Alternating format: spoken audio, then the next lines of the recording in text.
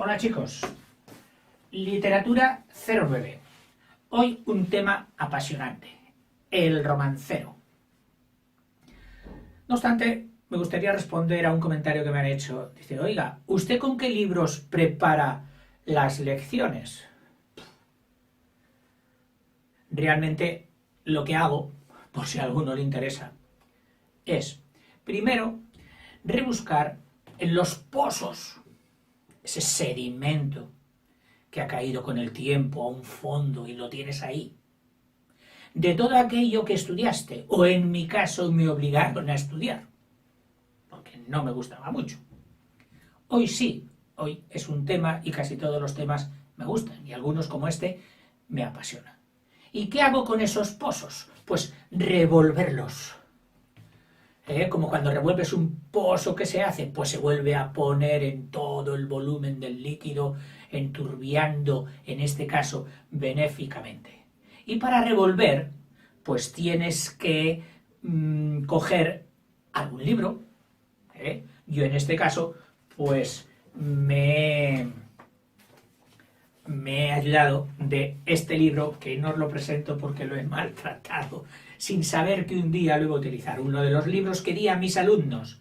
Este me marca, era para niños de 13 años, me marca un poquito el contenido, el tema que tengo que dar.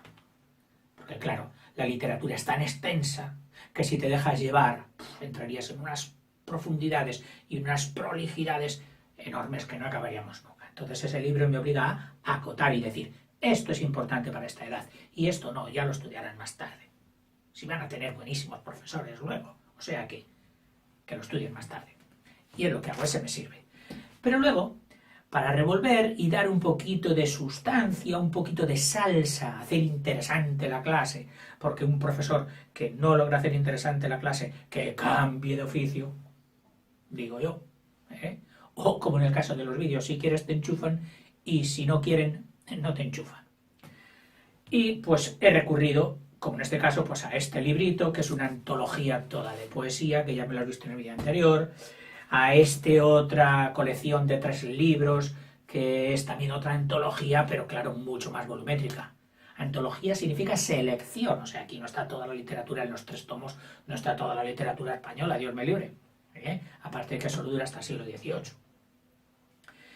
Y de aquí también pues he sacado algo y he leído algunos romances para imbuirme, para poder luego hacer alguna alusión que siempre sale.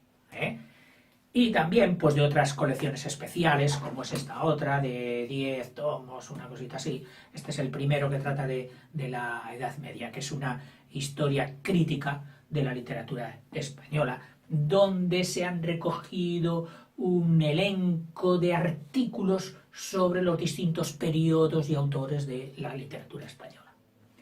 Bueno, y quien dice eso, luego viene el otro gran libro enorme y que todo el mundo tiene a su disposición, y ojalá los que no lo tienen lo tengan pronto, que es los buscadores de Internet, en concreto, pues el famoso Google. De ahí, pues he sacado e impreso todas estas páginas que me sirven también un poquito de referencia para ver lo que es importante y lo que no es importante de la literatura española. Y ahí empieza uno procurando haber llenado abundantemente tu cabeza, para que luego, como dicen los romanos, esa abundancia cordis, de la abundancia del corazón, en este caso, de la abundancia de la cabeza, de lo que has metido en la cabeza, hable la boca. Cuando tienes mucho dentro, la boca hablará. ¿De qué? De lo que hay dentro. En fin, el romancero. Pues mira, no hay que confundir romance, que es el conjunto, bueno, aquel poema, aquella poesía, o sea, romance, poema, quien dice poema dice poesía, es decir, una composición literaria limitada, de una determinada época y escrita en una forma concreta, con romance,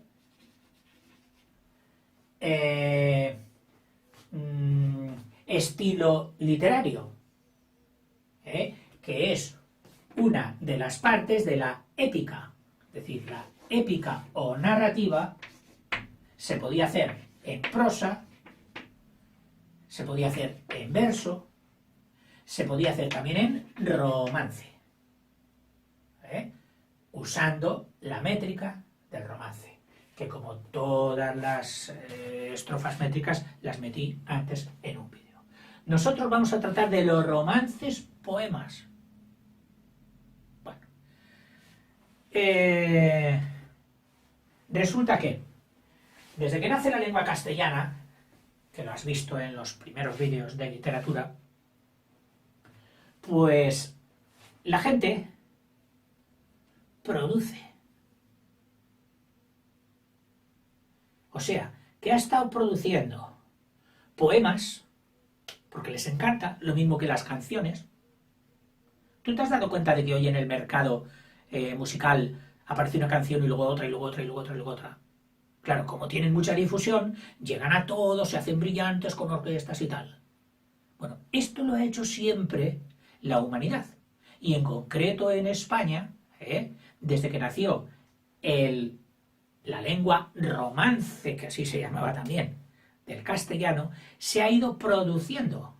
Claro, se producía oralmente, a veces por gente que ni siquiera sabía escribir, pero lo memorizaba.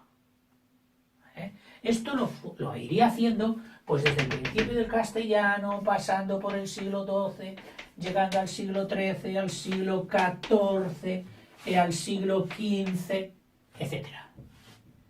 En el siglo XII y XIII se mantenían oralmente, se pasaban esas composiciones hechas, esos poemas, se pasaban de padres a hijos, de hijos a padres, de padres a hijos y de abuelos a nietos, de auditu, que se llama de oído, se pasaban y se conservaban.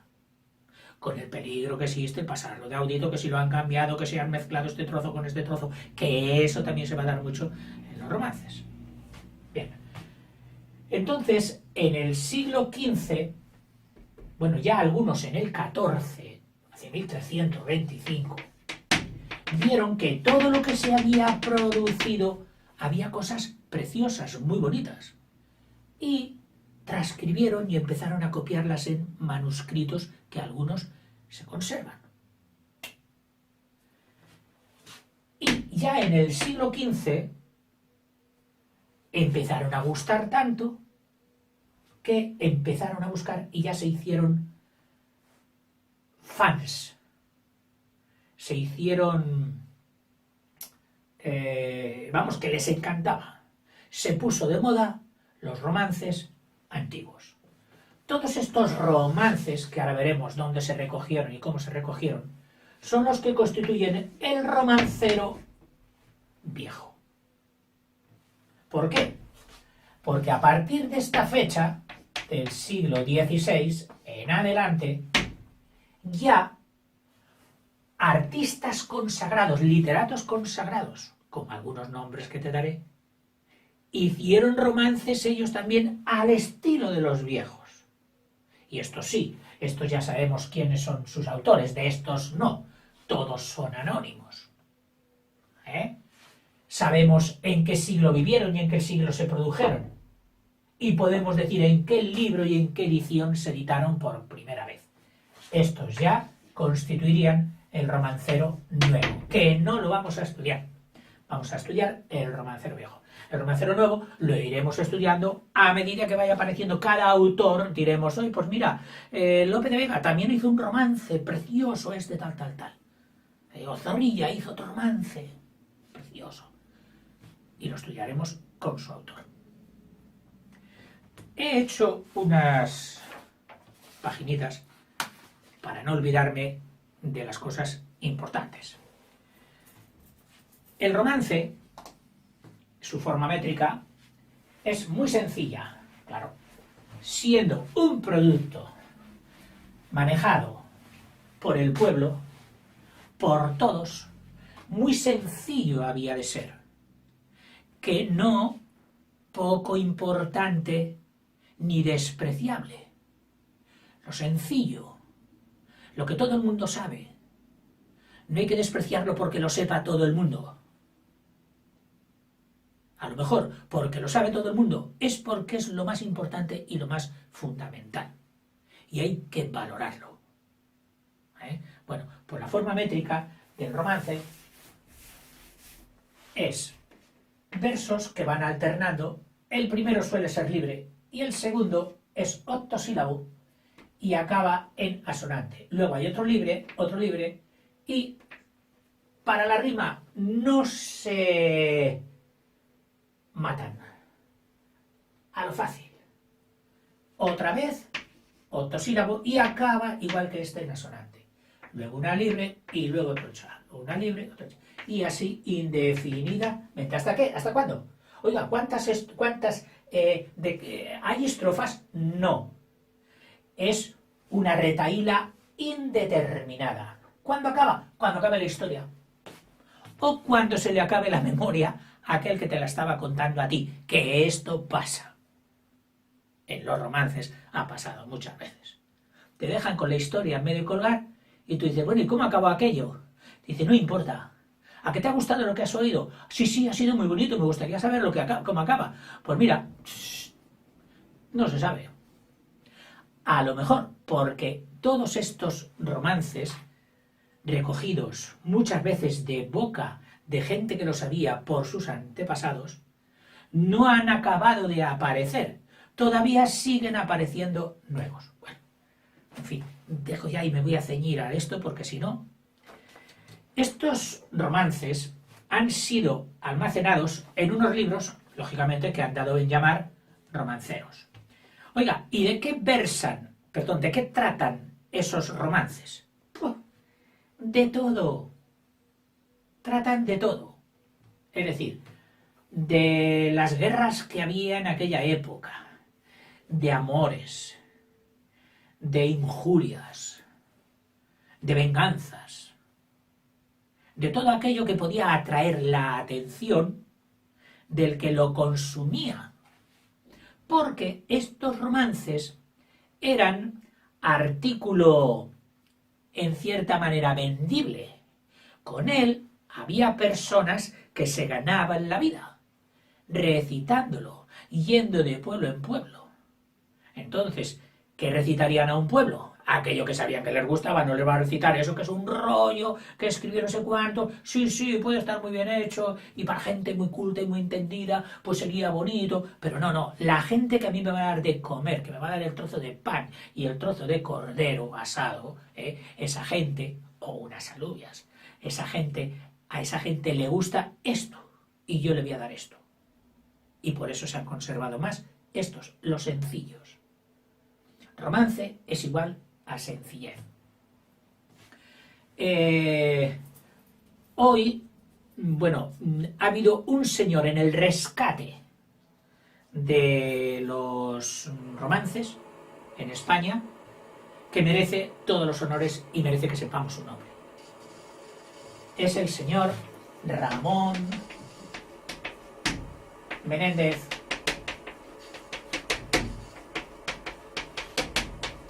Pidal,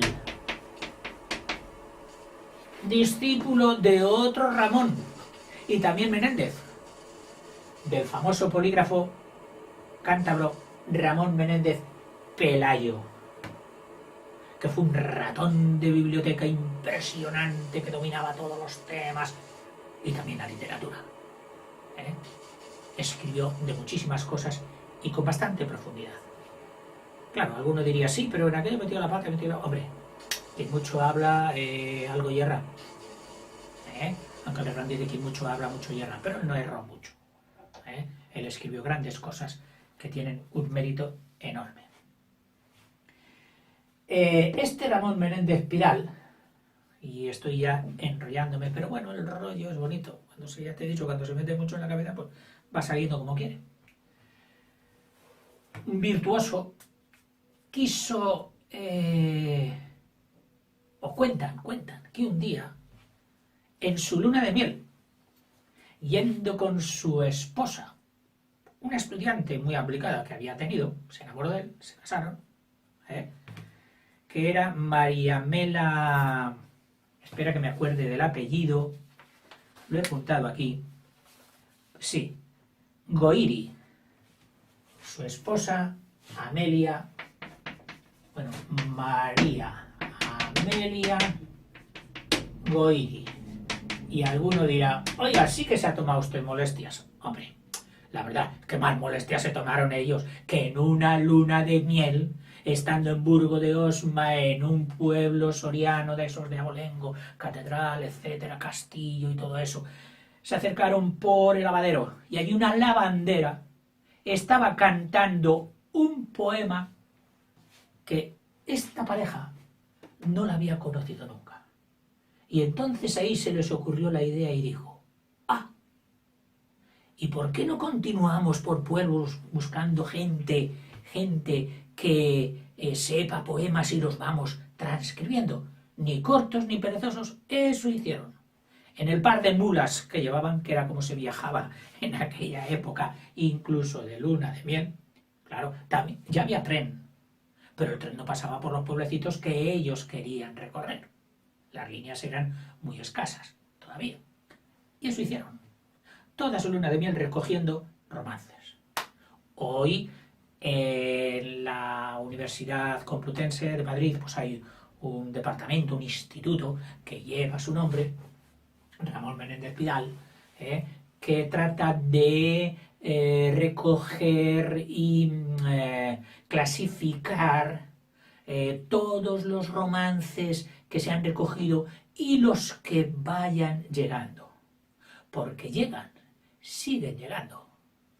Y yo, mi historia personal respecto a los romances, pues dos datos. Uno, cuando yo era niño, en un pueblo de Castilla la Vieja, Melgar de Fernamental, llegaba de vez en cuando este típico señor que está mutilado de las piernas e iba en un carrito de madera muy bajito hecho con ruedas de hierro pequeñitas, de esas de engranajes de los coches, y tirado por un perro. A todos los niños pues nos llamaba mucho la atención. Y me llamó la atención de que un día apareció, viniendo del pueblo de al lado y del otro, que era la comarca que él recorría, con un paquete, con un grupito de hojas verdes, de muy mal papel. Y la letra también era de una imprenta muy poco cuidada. Y me enteré de que era un romance. Un romance que contaba unos asesinatos atroces que habían ocurrido en un pueblo de al lado. Que sí que me acuerdo, porque fue muy llamativo. Un señor de estos que cada 20 años, 30 años, se le cruzan los cables y empieza a matar a todo lo que tiene al lado. Se llamaba Elicio Rojo. Y fue en un pueblo algo próximo al mío, Villamayor de Treviño. Y alguien hizo un romance de esos asesinatos fieros y lo vendía. Es decir, al que quería el papelito, y lo cantaba con una musiquilla de estas pegadizas. Normalmente los versos, cuando les ponen música, porque casi todos cantaban los romances, tenían una melodía que era repetitiva, una melodía hecha sola para los dos versos. Aquí era una melodía que quedaba así, suspensiva, y otra melodía que ya cerraba la cadencia. El siguiente verso se repetía esta y esta. De cadencias y de músicas solo, habré oído algunas, pero acordarme una muy famosa, que claro, esta ya será de un romancero, del romancero nuevo, porque trata de la muerte de la infanta Mercedes, esposa del rey Alfonso XII. Se hizo celebrísimo. La chica guapísima de Sevilla se había casado por amor, como se casan los pobres, decía la gente. Se había casado Alfonso XII con ella. pero enfermó de la enfermedad de la época de la tuberculosis y murió muy jovencita. Entonces salieron los romances populares. Y solo por decirte la música tan pegajosa y tan facilona que tenían los romances, pues te la voy a cantar a ver si me acuerdo. Dicen, ¿dónde vas, Alfonso XII? ¿Dónde vas, triste de ti? Voy en busca de Mercedes, que ayer tarde no la vi. La la la la la la la la.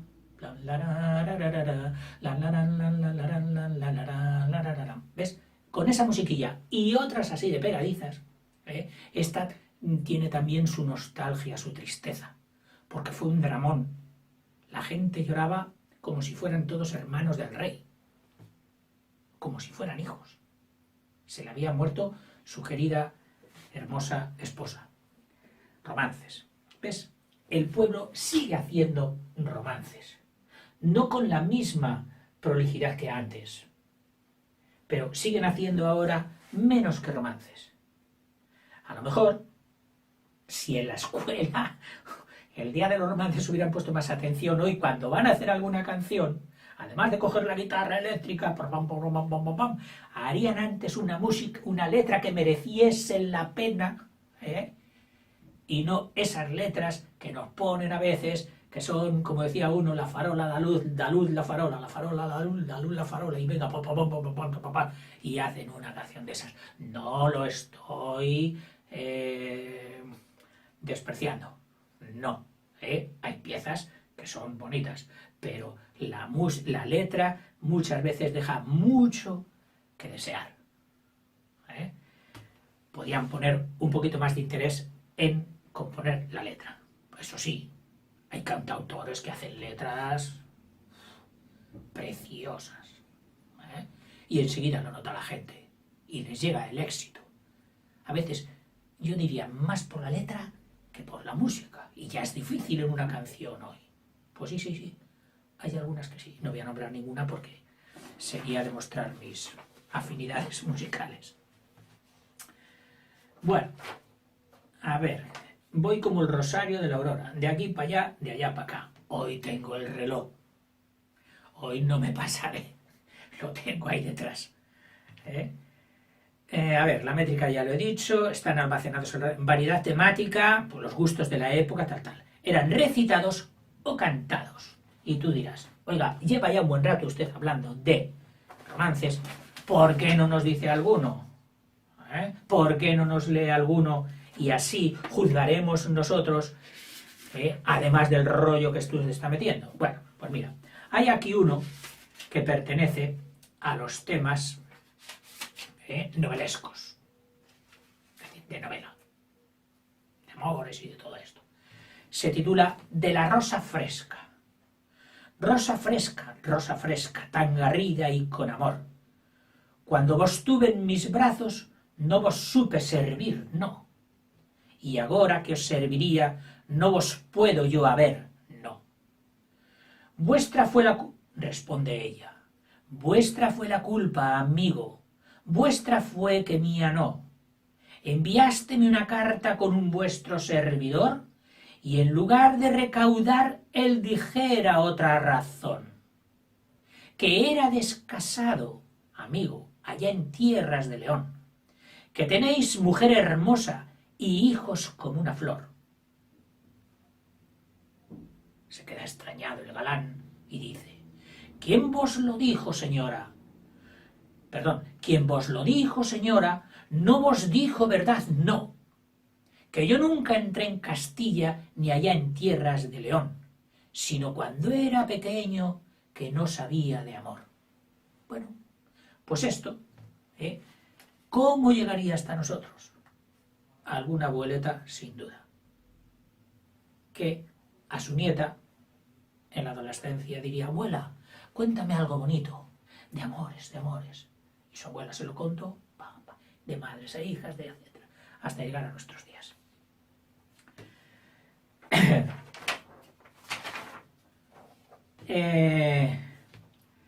Y realmente, metidos ya en harina, ¿quién hizo los romances?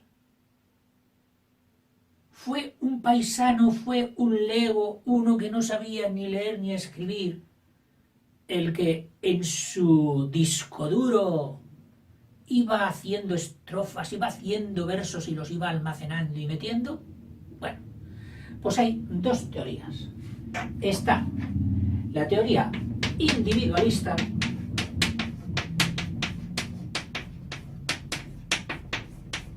que como la misma palabra dice que fueron individuos, unidades de gente. Estos abogan porque serían gente que dominaría el lenguaje, que dominaría la escritura. Y en aquel tiempo los únicos que dominaban el lenguaje y la escritura, en estos siglos primeros, solo eran los clérigos. Oiga, ¿y los clérigos qué necesidad tenían de hacer estas cosas? Ay, amigo.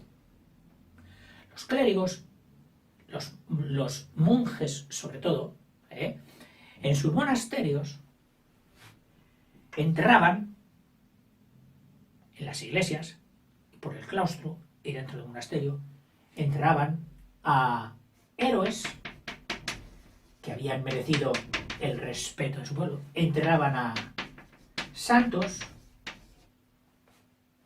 enterraban a duques, condes, marqueses, que además daban dinero para seguir construyendo el monasterio. Y de estos santos quedaban los restos, lo que se llaman las reliquias. Y la gente devota atribuía a estas reliquias poderes milagrosos, en lo que no voy a entrar, por supuesto, pero que atraían al monasterio. Y al atraer el monasterio dejaban su limosna, su óbolo, que servía para seguir manteniendo las necesidades del monasterio. Y entonces, para difundir los héroes que estaban enterrados allí, pues el monje que sabía escribir hacía ese poema, ese romance sobre el héroe tal que estaba enterrado en su monasterio, no en el monasterio del lado, que se les iría la clientela. ¿Me entiendes? Y de ahí habría nacido ya. Escribía romances sobre los santos, escribía romances sobre la guerra de los duques y condes que habrían estado enterrados en el monasterio. Y estos serían estos romances anteriores incluso a los grandes cantares de gesta que hemos visto, Albiocid, de Rodania, todo eso. O sea, esto sería anterior. Estos romances, creados por estos clérigos, serían anteriores a los cantares, que luego, por complejificación, como suele suceder en todas las cosas, estos romances, hubo alguno que dijo, pues yo ahora voy a contar pero toda la vida de este héroe, del Cid. Y ya no va a ser un romancillo, no. Voy a escribir y escribir y escribir y escribir y escribir. E hizo un cantar de gesta. Y de ahí saldrían los cantares de gesta. Esta sería la teoría individualista. Por otra parte, que la defienden pues determinados críticos, determinada corriente literaria. Por otra parte, está la neotradicionalista, que dicen que lo que aparecieron primero serían los cantares, los grandes, y que cuando iban siendo recitados por los pueblos estarían hechos, sí, por gente culta, que sabía, tanto clérigos como profanos, aunque pocos, pero había gente culta. Habían estado hechos por ellos y predicada, divulgada por los juglares, que sin saber mucho, algunos, a duras penas leer, pero lo retenían con una inmensa memoria, e iban por los pueblos beneficiándose de su recitado para comer. De estos grandes cantares, los trozos más emocionantes, más truculentos, eran los que el público le decía, oye, repite ese trozo. Y él diría, bueno, pero habrá... Sí, tranquilo que te daremos. Y él lo volvía a repetir. Y entonces la gente, con 2 o 3 veces que lo repetía, como no sabían leer y escribir, y su fuente de admisión de lectura y escritura estaba cegada, tenían muy abierta la entrada del audito, de la memoria por audición. Esto lo he comprobado yo incluso hasta en algún alumno que va malísimo, poquitos, gracias a Dios, en escritura y en lectura, horroroso, ¿eh? Se aprendían las cosas de memoria y tenían más memoria que el resto de los niños. Claro, no tenían la entrada de la lectura abierta, pues ellos por la entrada de esto. Y esto es lo que tenían desarrollado en los pueblos. Me queda poquito tiempo. Voy a ver si acabo con esta teoría, la neotradicionalista. Nueva tradicionalista, que está defendida y basada en las teorías o en las conclusiones de Ramón Menéndez Pidal. Hoy el que dirige el Instituto Ramón Menéndez Pidal, un tal Diego Catalán,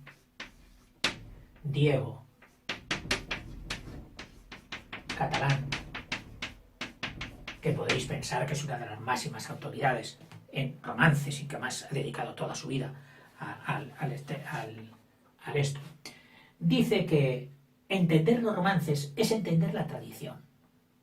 Y pone el ejemplo, y me quedan 2 minutos, y pone el ejemplo de cómo a lo largo de la historia se ha hecho alfarería, se ha hecho las mismas piezas y hoy se siguen haciendo.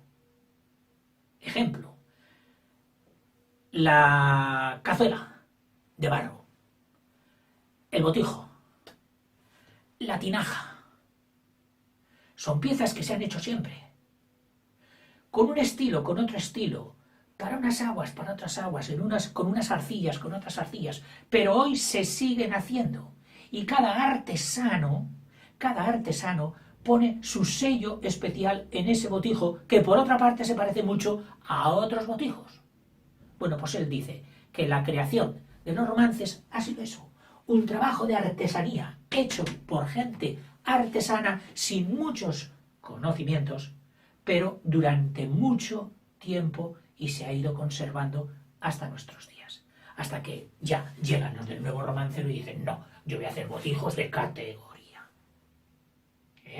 Yo voy a hacer cazuelas de categoría. Que serían ya los del nuevo romancero. O sea, tenemos que recoger los romances con una producción extensísima de varios siglos, de miles de personas que las han recibido, memorizado, transformado, a veces mal, y